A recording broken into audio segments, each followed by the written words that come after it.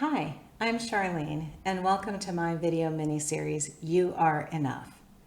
Before I get to today's topic, I want to warn you once again that I have two four-legged fluffy interns that may bomb this video at any moment. You know, between me and you, they're a little lazy. All they do is lay around. They're not so good at office work, so I may have to let them go. But in the meantime, don't be surprised if you see them wandering around behind me or barking at me, because once again, it is dangerously close to their dinner time. It's also cocktail time for me. I am having a jalapeno margarita with Casamigos tequila and a splash of orange juice. So very good. If you haven't tried it, I highly recommend it. And as you can tell, these videos are casual. We're not trying for perfection. We're working more towards authenticity. So today's topic is when you criticize yourself, you undermine yourself. I've spent a lot of time lately thinking about knowing and owning your value, which led me down a different but related path. The importance of feeling worthy and how it impacts your life and your success. Of course, the first step in feeling worthy is believing that you're worthy, and therein lies the rub. Many people, and especially women, struggle with this regularly and perhaps daily. According to research by the Heart of Leadership, 70% of girls, teenagers, feel they don't measure up. Unfortunately, as they get older, the feeling becomes more prevalent. For women, that number is 80%. Let's think about that. 80% of women, 8 out of 10, suffer from what today we call imposter syndrome. It's the fear of being found out. The fear that one day the whole world will see that you are inadequate despite any success you've had, that you aren't as smart or talented as you've been pretending to be, and that somehow your success is built on pretense. I've also heard it described as intellectual fraudulence or chronic self-doubt. And for women of color, it's worse. Studies show that women of color feel it even more because not only do we experience subtle and not so subtle acts of aggression, we are reminded that we don't belong nearly every day. Small example. As a Black or brown woman, think about how hard it is to buy something that is considered nude or skin tone colored. Rarely, at least for me, when I pick those things up, that's not my skin tone and it's not nude for me. Consumer companies are trying to get it right, and I appreciate that for all the little girls who will grow up knowing that their dark, beautiful skin is not a burden or something out of the ordinary. They will begin to understand that Black really is beautiful. Still, one of the biggest culprits to girls and women believing they are unworthy is negative self-talk. That little voice telling us that we can't do something or that we aren't enough, whatever it is we think we need to be. Negative self-talk isn't only detrimental to our well-being, it isn't true. The soundtrack of negativity playing on repeat in your head is based in toxicity and fear. We all have an inner critic. But let's not give that critic enough time to take root and keep us from becoming the best versions of ourselves. We've all heard the expression that if you say something often enough, people start to believe it. We only have to look at the divisiveness of the US to see how effective that can be. But politics is a topic for another day. Today is all about you and how to silence your inner critic. There's no easy fix, but let's try to start here.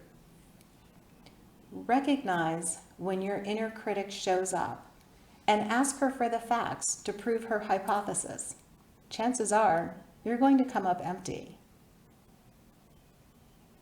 Don't say something negative to yourself that you wouldn't say to someone else. I'm always surprised at how hard we are on ourselves. And at times, I can be president of the You're Not Worthy Club, but I continue to work on it because I know it isn't true. Give up on the idea of perfection. When is the last time you met someone who was perfect? Never? Then why do you expect that of yourself? Treat yourself as well as you would your pet. Now think about it for a moment. If your pet gets sick, you immediately take it to the vet, maybe even the emergency room. Do you do the same for yourself? How many times a day do you tell your pet that you love him or her, or show them love or give them treats? Now, how many times a day do you show self-love? How well do you feed your pet? Now, how well do you feed yourself? See my point? Treat yourself as well as you would your pet. Now, you don't need to use baby talk for those of us who do when engaging with our favorite animal for some reason, but showing yourself some kindness is a worthy endeavor.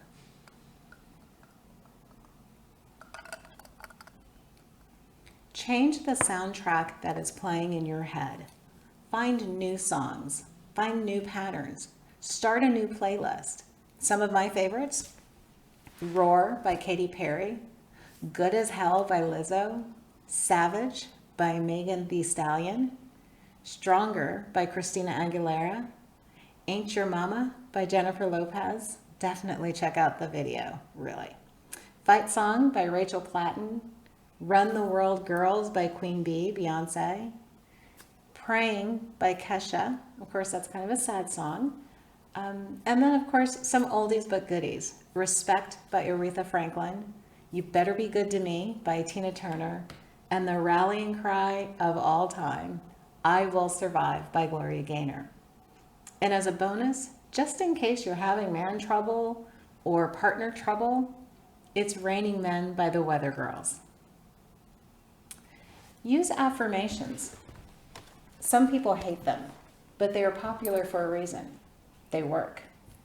When I started writing a book, my biggest fear was that I wouldn't be able to do it, or that I didn't have the discipline. So I started writing affirmations on pieces of paper and leaving them around the house. They were reminders that I could do anything. I wrote that book in record time.